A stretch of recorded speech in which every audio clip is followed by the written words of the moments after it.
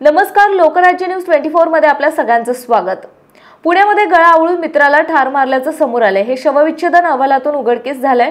2 महिन्यांनी खुनाची वाचा फुटली असून या प्रकरणी 3 जणांना चंदननगर पोलिसांनी बेड्या ठोकल्या आहेत।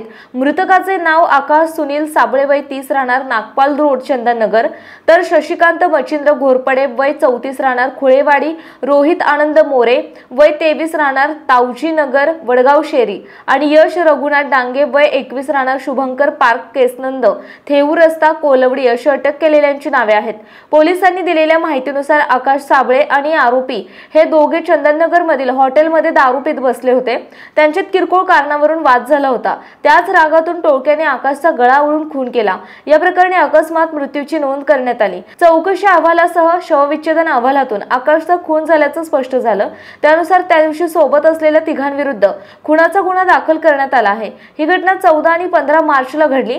या प्रकरणी चंदननगर पोलिसांनी तपासाला गती देत तिघांना अटक केली आहे। पोलीस निरीक्षक स्वाती खेडेकर पुढील तपास करीत आहेत। महाराष्ट्रातील महत्त्वाच्या आणि ताज्या बातम्या पाहण्यासाठी आजच आमच्या लोकराज्य न्यूज 24 न्यूज चॅनलला YouTube वर सबस्क्राइब करा आणि बेल आयकॉन प्रेस करा।